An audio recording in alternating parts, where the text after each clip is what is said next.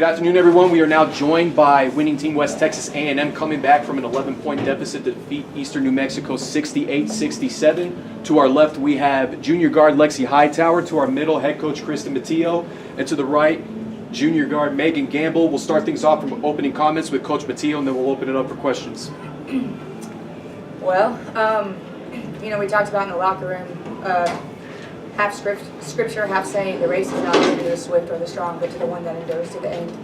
And I thought we did not play our best basketball tonight. And what a night to play, not your best basketball. Missing little stuff around the basket. Things that we would normally knock down, I thought we were missing. Defensively at times not very good. But give a lot of credit to our players. Somehow we just kept finding a way. And that's what we talked about in the locker room. It doesn't matter if it's not working, like we're going to make a way, we're going to figure out how to get this win tonight. So I'm very proud of these two right next to me. I thought we buckled in and got some big defensive stops late. We had a few people in foul trouble. So we had some guards in there rebounding a little bit more than we normally would. And then it just became a possession-by-possession game. And, obviously we're going to remember the 0.7 seconds and the foul and the free throws that Lexi hit. But there were some big moments but within the 3 minutes right before that too, where people were stepping up and making some big passes for us. Actually, you talked about the free throws there. You got the foul call. You go to the line. The gym's trying to be quiet. Yeah, I just thought about it. It's just like practice. No pressure. No pressure. Just go knock them down. And that's all I was thinking, really. You, I guess, throughout the game, you guys had to battle back. They kept answering. Battle back. They kept answering. Finally, you had a chance right there to give yourself the lead. Is that was kind of going through your head right there? A little bit, and it was just a battle. The whole game was just a battle between both of us. We were going at them, they were going at us, and we knew that's what was going to happen. And we knew that it was going to come down to the very end, and it literally came down to the very end. Coach, what did you think about that? The play call there, Lexi's double team. Was it Lexi or Bus right there? Because there were 3 people on it. We had a lot of things break down in what we were doing, and we did have a timeout, so to use if we needed it. And I thought we had it in the right person's hands. We were going to try to go make a play out of it, I guess, at that point. But in moments like this, just big time players want it. Whether it's these two, I know that they both would have wanted it late in the game in their hands, and we just happened to be able to get fouled and step up to that free throw. Lexi, you were pretty much the only consistent scorer tonight. As Coach said, a lot of missed inside shots. Did you kind of feel a responsibility to kind of take over a little bit more in this game? I just want to do what's best for my team and, get us the win. That's really all that I was really focused on, was I wanted to win and I wanted this team to get the next opportunity to play again. So. And Coach, was there anything defensively they did or offensively that you guys kind of hadn't seen and it kind of took you out of your rhythm? No, I go back to, we scored 26 points in the paint tonight. That's not normal. We normally get 35, 40 points. They're playing a 3-2 matchup. They're sagging off of some of our players and, face guarding almost denying others, double teaming our post players. They're just big bodied. They're tough to score over, and they've been tough defensively in our conference all season long. And their 3, 4s, and 5s are all like post players. So we give a lot of credit to them for what they do, and it does cause us a little bit of issues. But when you're doubling the post, that makes it tough for the post just to get comfortable in the paint. They seem to get a lot of easy shots in the paint for the better part of 3 quarters, and that tended to go away in the 4th quarter. Is that's something that you had kind of mentioned to them? Well, we kept mentioning to it, and that's good. Goes back to the 42 points in the paint.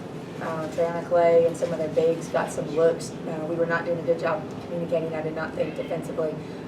We finally were able to lock in literally those last 5 or so minutes of the game and get some big stops. And, we're going to go back and, we're not going to really study it on film. We're going to get ready for the next game. But I give credit to them because they were pounding it in the paint, and we knew that was the strategy. And I'm just glad that we were able to find a way to counter some of that. Megan, how big was offensive rebound, especially the 4th quarter? You came up with the lead. It seemed like everybody had a huge hand in that. We knew that rebounding was going to be big the entire game, and especially coming down in those last few minutes, every opportunity we needed to take advantage of it. And so those offensive rebounds were really big, and I think that when we got those, it helped us continue to keep the momentum that we were getting, and do we with it. Coach, what was your plan, with 0-7 left, or were you just confident that Lexi would make those free throws? What was your plan in case? I was confident that she would make the free throws. We still had timeouts as well. So if there was going to be a miss, we positioned what we thought were a couple people in the paint that could maybe help us get that O-board if we needed it. And really, you got to let her shoot the first one to probably make your decisions after that. So I want to say that we had a plan B, but we didn't need a plan B. Coach, when you felt like you were down 8 and then 5 like continually for like an entire part of the second half. Just how frustrating is that when you guys keep trying to battle back and they kept having an answer? It's only frustrating if you're staring at the score. You got to understand what's going on, and we kept going back to, we had some easy looks and we kept missing, and you have to keep playing through it. And that's the biggest thing, is not to stare at the score when maybe you're not playing your best that night. Just keep chipping away. I think they got it up to 11 points at some point in the second, maybe third quarter. And it's a possession by possession game. And that, as we got late into that fourth quarter, it's just win this possession. Just get one more stop. Let's just figure out how to score one more time. And you just keep your focus very narrow. Angelo State for a fourth time now. You watched them probably for a little bit in the first game. No secrets here. Yeah, very well coached team, very talented team, Angelo State. We know everything starts with Marquita Daniels. Her speed is special in our league. Then you have D Moore in the paint, and I think they have a great supporting cast around them. So, we look forward to regrouping here pretty quickly, recovering, and getting ready for this next opportunity that's in front of us. Coach Jim, now you face Eastern in the first round, and you're going to face Angelo in the second round. Obviously, you're going to face some conference opponents in the regional, but how do you like the comfort of knowing you've seen the teams before, or are you more concerned that they've seen the teams before? At this point, it's like, how can you be picky? We just won a game with 0.7 seconds left on the clock. We're grateful to see another day. In the NCAA tournament, it doesn't matter who you play. And that's how we've talked about this as a team. Like, just tell us the gym, tell us the time, and the team, and we'll be there. And that's not cocky. That's just, we're just humbled enough that let's just have another opportunity. So I don't think there's a million different ways you can look at it, because this will be the fourth time playing. What could they do? What could we do? We just have to play better basketball than what we did tonight, and give ourselves a chance.